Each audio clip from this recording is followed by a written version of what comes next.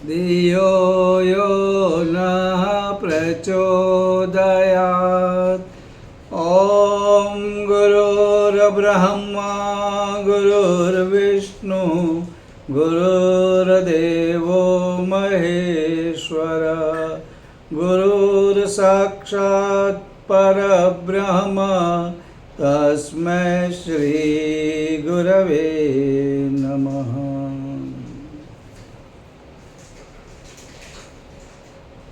कई बार ऐसा होता है, हम आस्तिक तो होते हैं, लेकिन हम ये चाहते हैं कि हम जो मांगे वो हमें मिले। जिस देवता की हम पूजा करते हैं, हम चाहते हैं कि हमारी यह इच्छा पूरी हो, हमको ये फल मिले, हमको प्रमोशन मिले, संतान मिले, धन मिले।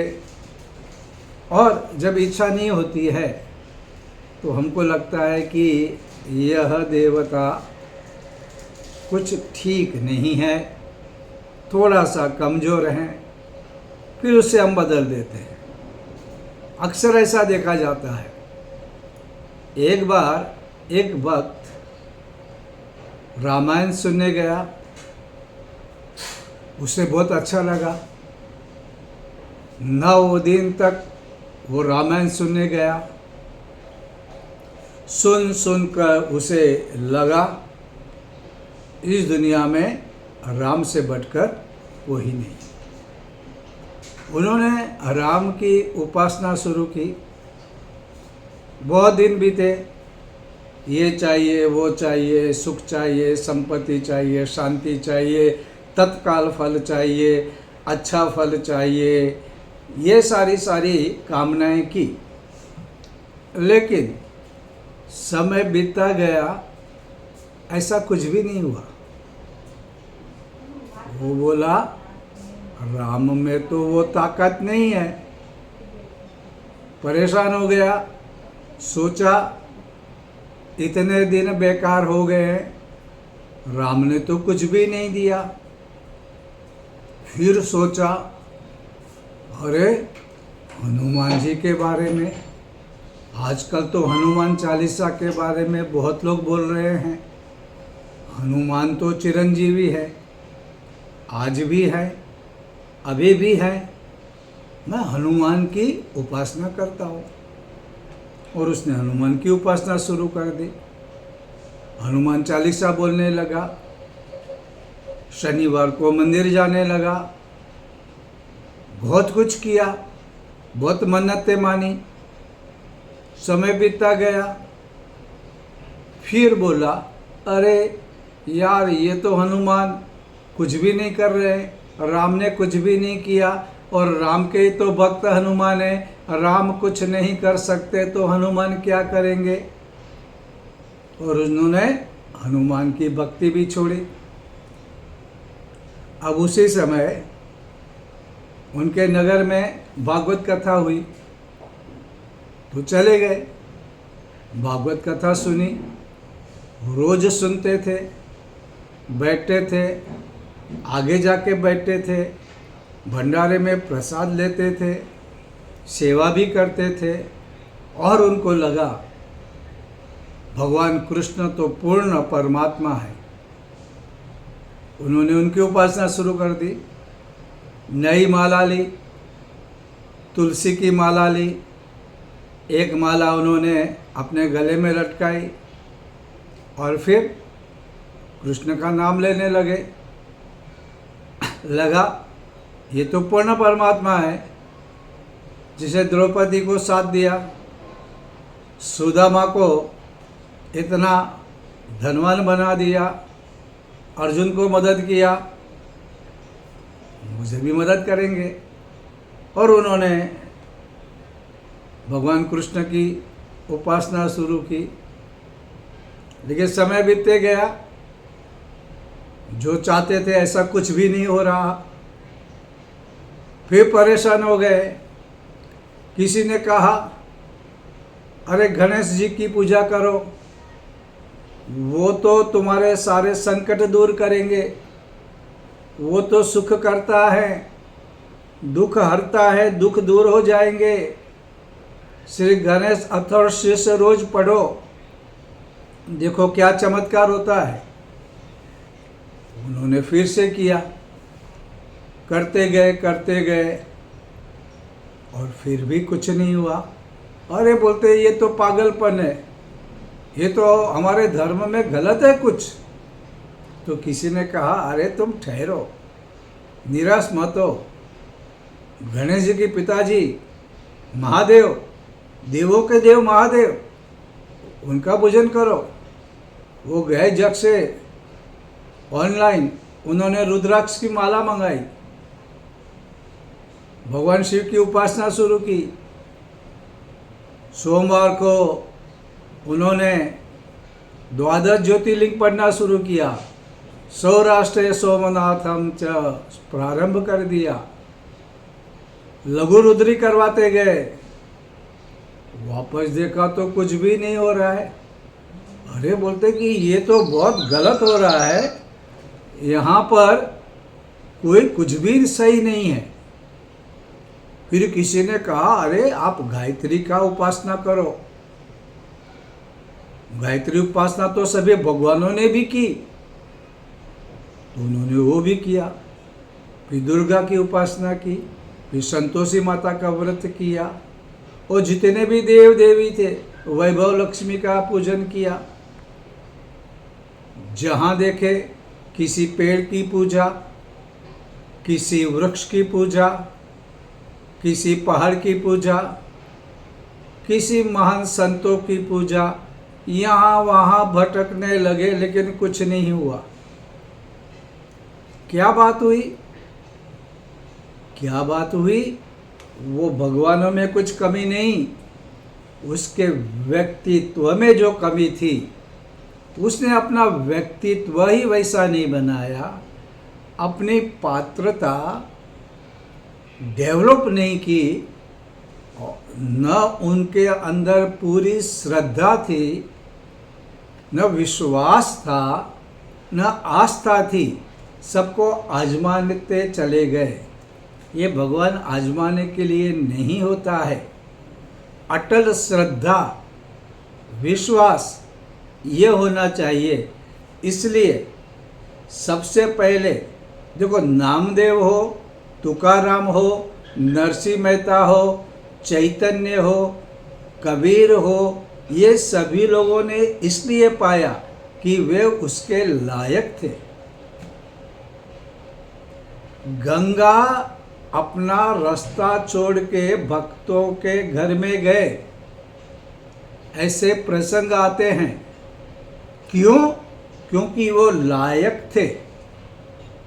कुंभ मेले में भी ऐसा होता है, वहाँ पे सिद्ध पुरुष, सिद्ध ऋषि आते हैं, लेकिन वो सबको दिखते नहीं, सबको मिलते नहीं, लेकिन जो लायक होते हैं उनको वे मिलते हैं और आगे का मार्गदर्शन भी दिखाते हैं। परम पूज्य गुरुदेव में पात्रता थी, इसलिए दादा गुरु उनके घर में आके उन्हें मार्ग दिखाया। उनको दिखाया तो हम बोलेंगे चलो हम भी बैठ जाते हैं, आंखें बंद करते हैं और हमको भी ऐसा कोई ऋषि सत्ता आ जाए। ऐसा नहीं होगा।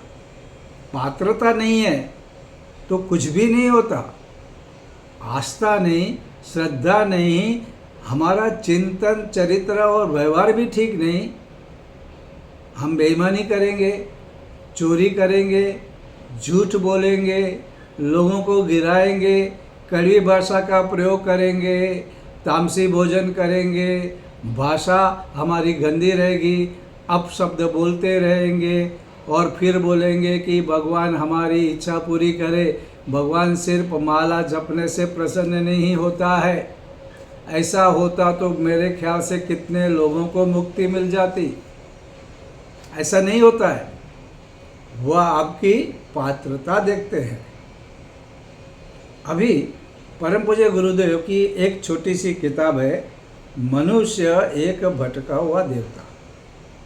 और शांति कुंज में भी अगर आप गए होंगे या जाएंगे तो गायत्री माता के साथ साथ हमारे ऋषियों के भी मंदिर है, उनकी मूर्तियां हैं। लेकिन एक मंदिर ऐसा है जिस पे लिखा है भटका हुआ देवता। भटका हुआ देवता। आप बोलेंगे अरे भाई हम लोगों ने तो शास्त्र पढ़े हैं, हमने लोग रामायण महाभारत पढ़ी है, भगवद गीता भागवत हरिवंश पुराण पढ़े हैं, हमने तो गरुड़ पुराण भी पढ़ डाला है, कहीं पे भटका हुआ देवता का वर्णन नहीं हुआ। ये अजीब सी बात है। और आपको लगेगा चलो देखते तो हैं, और जैसे आप देखोगे तो वहाँ पे जैसा पर्दा हटाओगे वहाँ पे आईना दिखेगा और आईना में तुम दिखोगे। कहने का मतलब क्या, तुम देवता हो लेकिन भटक गए हो। तुम भटके हुए देवता हो लेकिन हो तुम देवता। इसलिए हमारे ऋषियों ने हमको क्या कहा है, चिदानंद रूप शिवोहम शिवोहम। तुम ही शिव हो, तुम वही हो जो परमात्मा है, तुम उससे अलग नहीं हो। वो गीता में भी कहा है ना, ममे वांशो जीवलोके मम एव अंश जीवलोक। इस जीवलोक में, इस दुनिया में मेरा ही अंश रहता है। यानी कि हम भी भगवान के अंश हैं। लेकिन ये मानना चाहिए, जानना चाहिए। अगर आप बिलीव आप करें भाई मैं तो कमज़ोर आदमी हूँ, मेरे दोस्त कहते हैं तो निकम्मा है, मेरी पत्नी कहती है 2 कौड़ी के आदमी हो, तो मैं कैसे भगवान कैसे बन गया। ठीक है, तुम अगर मानते हो, तुम्हारे किसी ने कहा 2 कौड़ी के हो और तुमने मान लिया तो तुम 2 कौड़ी के होगे। क्योंकि आप जो मानेंगे आप वही बनेंगे। ये तो हमारा मनोविज्ञान कहता है। हमारे ऋषियों ने भी कहा है कि तुम अमृतस्य संतान, तुम अमृत के बेटे हो, तुम सिंह शेर के बेटे हो। जैसे अभी आज एक सिनेमा चल रही है छावा। छावा का अर्थ यही है, तुम सिंह के बेटे हो। अगर मेरा पिता सिंह है तो मैं छावा सिंह का बेटा। और सिंह का बेटा कैसे होगा, जो पिता के गुण हैं, वो बहादुरी है, वह वीरता है, वह सज्जनता है, वह आत्मविश्वास है, वो मुझ में भी रहेगा। मैं भी अपने पिता तुल्य बनूंगा। हमारे ऋषि, हमारे गुरुदेव कहते हैं तुम मेरे बेटे हो, तो हमको भी लगना चाहिए कि भाई वो इतनी साधना की, उन्होंने जीवन इतना उच्च प्रकार का बिताया, तो हमारा भी काम है हम भी उनके शिष्य बने। हम झूठ ना बोले, हम मक्कारी ना करें, हम किसी को दबाए नहीं, हम सभी को साथ दे, हम भी ऊंचे उठे, दूसरों को भी उठाए, दूसरों को अच्छा मार्ग दिखाए। तब हम हमारे गुरु के सच्चे शिष्य बनेंगे, उनके पुत्र बनेंगे। उस ज़माने में हम लोग परम पूज्य गुरुदेव को गुरुदेव नहीं कहते थे, पिता कहते थे। और गुरुदेव भी कहते थे मैं ही तुम्हारी माँ हूँ और मैं ही तुम्हारा पिता हूँ। तो हम जब बात करते थे प्रारंभ में, तो पिताजी इस तरह से बोल के बात करते थे। अब धीरे धीरे वो ज़माना बीत गया, अब कुछ ही लोग बचे हुए हैं। तो अभी तो हम लोग कहते हैं कि भाई गुरुजी शब्द का प्रयोग ज़्यादा करते हैं। तो क्या होता है, ये अगर हमारे अंदर भावना आती है तो ये परम पूज्य गुरुदेव ने एक बात रखी है। उन्होंने कहा एक बार ऋषियों को लगा, क्या लगा, कस्मै देवाय हविषा विधे। हम क्या करें, ऐसा कौन सा देवता है जिसको हम आहुति दें, जिसका हम पूजन करें, जिसका हम कीर्तन करें, ताकि हमें तत्काल फल मिले, जल्दी फल मिले, अच्छा फल मिले, और इसमें कोई देर ना लगे, सुख भी मिले, शांति भी मिले, पैसा भी मिले, रिश्ते भी अच्छे रहे। ऐसा कौन सा देवता है हमको ऐसा देवता बताओ, तो हम उसकी उपासना करेंगे। क्योंकि लोग तो भटकते हैं, कभी गए राम के पास, कभी गए कृष्ण के पास, कभी गए गणेश के पास, कभी गए हनुमान के पास, कभी इधर गए कभी उधर गए। पैर तो टिकते नहीं किधर, न अपना वो जीवन बदल रहे हैं, न अपना खान पान बदल रहे हैं, न अपनी भाषा वाणी को बदल रहे हैं, न अपने व्यवहार को बदल रहे, न हमारे मन को बदल रहे हैं। तो परिस्थितियाँ तो वैसी रहेगी। जब तक हम हमारा माइंड सेट बदलते नहीं, परिस्थितियाँ वैसी रहेगी। कुछ लोग ऐसे होते हैं जीवन में असफलता प्राप्त करते हैं। कोई लोग कुछ कार्य लेते हैं तो लोग पहले से कह देते हैं कि ये कार्य आदमी नहीं करेगा, और जब तक वो नहीं कर सकता, जब तक अपना माइंड सेट चेंज नहीं करता, वैसा ही माइंड रखेगा, वैसी ही भाषा बोलेगा, वैसा ही व्यवहार करेगा, तो फिर वो वही करेगा जो आज किया, वो कल भी करेगा, अगले साल भी वही करेगा। क्योंकि माइंड सेट बदलने के लिए परम पूज्य गुरुदेव ने जितना भी अथाग प्रयोग किया है, लेकिन समझने वाले नहीं समझेंगे तो क्या करेंगे। किसी ने उंगली दिखाई कि देखो ऊपर चांद है, तो हमको चांद को देखना चाहिए, लेकिन उंगली पकड़ के ही बैठ गए तो थोड़ी चलता है। कोई लोग कहते हैं कि मच्छर आएंगे तो कहेंगे रणछोड़ दास आके भगाएंगे। अरे रणछोड़ भगवान तुम्हारे मच्छर भगाने के लिए आए। और निठले लोग कहते हैं महाकाल सब कर देगा। क्या महाकाल निठले लोगों का काम करने के लिए आए हैं? ये तो तुम अपनी पात्रता डेवलप करो, कड़ी मेहनत करो, सब कुछ समर्पण करो, फिर नहीं हुआ थके तो भगवान आएंगे, तो महाकाल आएगा, तो गुरुदेव आएंगे, तो कृष्ण आएंगे, तो हनुमान आएंगे, तो जलाराम बापा आएंगे। ये सब आते हैं। इन लोग बैठे इसलिए हैं कि कब किसकी मदद करे, लेकिन बिना पात्रता वो नहीं देंगे। गलत आदमी बंदर के हाथ में तलवार नहीं देंगे। आपने कहानी सुनी होगी, एक राजा ने एक बंदर को पाला। बंदर बहुत अच्छा था, और जब बच्चा था तब से राजा ने रखा, राजा का प्रिय पात्र हो गया। जितना प्यार अपने बेटे को करते उतना प्यार बंदर को करने लगे। बंदर उसके साथ भोजन करता, उसके कंधों पे बैठता, नृत्य करता, राजा का मनोरंजन करता बहुत। और राजा को वफादार भी था, ऐसा नहीं, बहुत वफादार था। राजा उसको प्यार करता है, ये उसको प्यार करता है। लेकिन एक बात हमारी सबको याद होगी, नादा की दोस्ती जी का जंजाल। इसलिए नादान लोगों से दोस्ती करने से पहले बहुत ध्यान रखना पड़ता है, क्यों नादान कभी क्या करेगा भरोसा नहीं। तो एक बार राजा सोया हुआ था। उस जमाने में एसी वगैरह नहीं थे, लोग पंखे से हवा डालते थे। और जब गर्मी का मौसम आता था तो गर्मी सहन नहीं होती, लेकिन लोगों को आदत थी कि अब 2-3 बजे हैं, दरवाज़ा खुला रहेगा तो हवा आएगी, लेकिन हवा थोड़ी गर्म रहेगी, गर्म हवा को सहन करना है।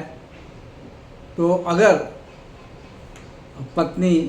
पति सो रहे तो थोड़ी हवा डालती, या बेटा, उस ज़माने में परंपरा थी, बेटा पिता की सेवा करता था। और सवेरे से शाम तक पढ़ाई नहीं थी, कुछ घंटे स्कूल जाते थे, बाकी उनको इतना होमवर्क वगैरह, ट्यूशन, ट्यूटोरियल्स ऐसा कुछ भी नहीं था। और फिर भी विद्वान हुए, फिर भी कालिदास हुए, फिर भी चाणक्य हुए, फिर भी ऋषि भरत हुए, वशिष्ठ विश्वामित्र वाल्मीकि हुए, बिना ट्यूशन, बिना क्लास, स्कूल में पढ़ाई भी कुछ घंटे। तो ऐसे लोग घर में रहते थे, घर के काम भी करते थे, खेत खलिहान में भी जाते थे।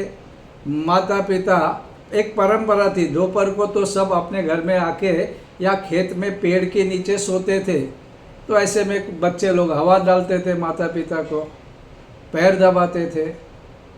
तो वैसा ही ये बंदर जो है ये बेटी की तरह बड़ा हुआ था। तो उसने सोचा राजा सो रहा है, उसने पंखा निकाला और हवा देने लगा। राजा चैन से सोआ। लेकिन उस समय क्या हुआ, एक मक्खी आ गई, और उस समय मक्खियाँ ज़्यादा भी होती थी और एक कुदरती वातावरण होता था। आज भी गाँव में जहाँ पर लोग कुदरती वातावरण में रहते हैं, वहाँ पे कुछ मौसम में मक्खियाँ इतनी आ जाती है कि कोई चीज़ भी दिखती नहीं। हमको याद है मथुरा में भी पहले जाते थे तो इतने मच्छर, जो दूध गर्म उबलते रहता है उसमें उन लोग बादाम डालते हैं ऊपर, लेकिन उसमें इतने सारे मच्छर भी गिरते हैं। तो लगता था कि ये मच्छर है या बादाम है, मालूम नहीं। और जब दूध पीने, क्योंकि वहाँ जाने के बाद ठंडा मौसम है, तो उबलता हुआ गाय का दूध पीने का एक मज़ा और होता है, वहाँ की लस्सी पीने की मज़ा और होती है, तो पी लेते हैं। फिर ये ऐसा सोचते हैं कि ये तो बादाम पीसते ही है। होते हैं क्या, जो मच्छर गिरे हैं, क्योंकि मच्छर इतने बड़े बड़े हो जाते हैं, मजबूत, मक्खियाँ इतनी होती है, तो शाम को चलता। अब धीरे धीरे साधन बदलते जा रहे हैं। आज कुछ चीज़ें ऐसी है जो हम लोग अपना बचाव कर सकते हैं, लेकिन वो भी एक मज़ा थी और वो भी एक दिन थे, ऐसा चलता था। तो मक्खियाँ के, तो बंदर ने प्रयत्न किया, मक्खी को इधर से उड़ाया, उधर उड़ाया, ये उड़ाया, मक्खी जाने को तैयार नहीं। जाती है फिर आती है, जाती है फिर आती है। बंदर परेशान हो गया। बंदर सोचता है अभी क्या करना चाहिए, मैं क्या करूं, मैं क्या करूं। बंदर को आया, अरे ये मेरा राजा है। वहाँ पे राजा ने तलवार निकाल के सोया था, उसने तलवार निकाला, म्यान के बार किया और बोला मच्छर को, मक्खी को, हे मक्खी, तुझे मैं वार्निंग देता हूँ, यहाँ से भाग, नहीं जाएगी मैं तलवार से तेरे टुकड़े टुकड़े कर दूंगा। मालूम नहीं मक्खी समझी या नहीं समझी, मक्खी डरी या नहीं डरी, ये पता नहीं। लेकिन इसने 2-3 बार वार्निंग दिया, अपना फर्ज निभाया, फिर भी मक्खी आके राजा के नाक पर बैठ गई। अब इसका दिमाग गया। वो बोलते ना, आता माची सटक ली, वैसा उसका हो गया। और उसने क्या किया, तलवार निकाल के जो मक्खी नाक पे बैठी थी उस पर तलवार मार दिया। मक्खी तो उड़ गई, लेकिन राजा का नाक था वो कट गई, उसका चेहरा खून से भर गया। तब से कहते हैं नादा की दोस्ती जी का जंजाल। ये बंदर अच्छा था, सही था, लेकिन राजा ने गलती क्या की, अयोग्य व्यक्ति को, अपात्र को जिम्मेदारी सौंपी और राजा का यह हालत हुआ। तो बिना पात्रता आप कुछ भी नहीं कर सकते। जब तक आपका माइंड सेट, आपकी सोच आप नहीं बदलते, आपका व्यवहार नहीं बदलते, आपका चिंतन नहीं बदलते, आपकी भावनाएं नहीं बदलते, और सिर्फ ऊपर ऊपर से भगवान का नाम वैसे तिलक तिलक बदलते रहोगे, कथाएं ग्रंथ बदलते रहोगे, इष्ट देवताओं को बदलते रहोगे और तुम नहीं बदलोगे तो कुछ भी नहीं होने वाला। ये पहली बात समझ लो। भगवान फल देते हैं, अध्यात्म 100% सच्चा है, और जो महान पुरुष हुए हैं ये हमारे सामने हैं। आप उनकी किताबें पढ़ो, उनके साथ जीवन व्यवहार देखो, सचमुच में वैसा हुआ है, नहीं हुआ ऐसा नहीं, लेकिन उसके लिए पात्रता होनी चाहिए। वो नहीं है तो गुरुदेव ने लिखा है कि जब उनको लगा कि हमें वैसा कोई देवता चाहिए जो हमको सब कुछ दे, जो हमको सब कुछ दे। कस्मे देवाय हविषा विधेयम, ऐसा करते करते जब बोला तो वहाँ से आकाशवाणी हुई और उन्होंने कहा, आप अपनी पूजा करें, आपका जीवन ही देवता है, आप ही परमात्मा हो और आप अपनी उपासना करो। ये तो बहुत बड़ा कन्फ्यूजन हो गया। मैं भगवान हूँ, मैं मेरी उपासना करूँ, मैं भगवानों को छोड़ दूँ, मैं पापी, मैं निकम्मा, मैं निठल्ला, मैं अपनी पूजा करूँ? ये कैसे हो सकता है? मेरी बात तो मेरे घर वाले नहीं मानते, मेरी बीवी मेरी बात नहीं मानती, मेरे दोस्त लोग मेरी बात नहीं मानते, मेरे घर वाले भी मेरी बात मानते नहीं। वो कहते तू निठल्ला है, पर मैं मेरी उपासना करूं? ये क्या हो रहा है? ये कौन सी आकाशवाणी है? और ये शांति कुंज में भी गुरुदेव ने ये क्या ये बना हुआ रखा के आया है? ये कौन सा मंदिर है? मैं देवता हूँ, भटका हूँ, लेकिन मैं हो तो देवता। क्या बात है, मैं कैसे देवता बन गया? ट्रेन में सेकंड क्लास में मैं एक हाथ से लटकते लटकते घूमने वाला, ठंडा टिफिन खाने वाला, सबकी हांजी में हांजी बोलने वाला, मैं कैसे देवता बन गया? और गुरुदेव कहते हैं कि देवता, आत्मदेवता, खुद की उपासना, मनुष्य भटका हुआ देवता। मनुष्य कहता है चिदानंद रूप शिवोहम शिवोहम, ये कैसे हो सकता है? अब ये सबसे बड़ा सवाल है। मैं मेरी उपासना कैसे करूं? मैं अपने आप को भगवान कैसे मानूं? मैं तो, मुझे बुखार सर्दी या वायरस फीवर आता है तो मैं 15 दिन तक तो चल नहीं सकता, ओए माँ करते गिरा रहता हूँ, चलने की ताकत नहीं, सांसें फूलने लगती है, खाना खाता हूँ तो हजम नहीं होता। मैं कैसे भगवान? मैं अपनी मदद नहीं कर सकता, मैं अपने लिए कुछ नहीं कर सकता, मैं कैसे? ये शंकराचार्य को क्या हो गया, लिख दिया चिदानंद रूप शिवोहम शिवोहम।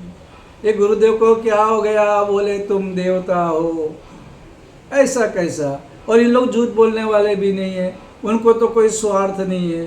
तो क्या बात है? मैं किसकी उपासना? मैं मेरी उपासना, मैं जीवन देवता की उपासना कैसे करूं? ये सबसे बड़ा सवाल आता है। ये सवाल मुझे भी, और आपने सुना तो आपको आया होगा, अरे हम जीवन देवता की सेवा करेंगे तो सभी भगवानों की पूजा हो जाएगी। कि आप कृष्ण की भी पूजा होगी, गणेश जी, सब भगवानों की कृपा बरसने लगेगी। गुरुदेव को गायत्री माता नहीं, सभी भगवान, सभी ऋषि मुनि मदद करते हैं। हिमालय की जो संसद चलती है वहाँ पे भी गुरुदेव का आना जाना होता है। कुंभ मेलों में भी ऐसे कई रिद्धि सिद्धि वाले महात्मा आए होंगे और गए होंगे, और पात्र व्यक्ति को योग्य काम भी दिया होगा। निकम्मे को तो कोई देखने को कोई तैयार नहीं होता, ये भी याद रखना। तो इसके बारे में हम लोग आज इतनी बात करते हैं। कल बात करेंगे कि भाई मुझे जीवन साधना करना है तो मुझे कैसा साधना करता है। और जीवन साधना में आपको ये भी कहेंगे कि आप सबको, अभी पति को परमेश्वर मानो और अपनी पत्नी को गृहलक्ष्मी मानो, बालक को मुकुंद मानो, ये ऐसा होने लगेगा तो आप बोलेंगे अरे ये मेहमान को अतिथि देवो बोलेंगे। ये सब क्या गड़बड़ है? और ये गड़बड़ कुछ भी नहीं, ये बिल्कुल सही तरीका है, व्यवहारिक है, प्रैक्टिकल है, फल देने वाला, तत्काल फल देने वाला है। ये आप खुद अनुभव कर सकते हैं। तो फिर हम लोग अगले गुरुवार को देखेंगे कि ये मैं जीवन देवता की साधना उपासना कैसे करूं। आज के लिए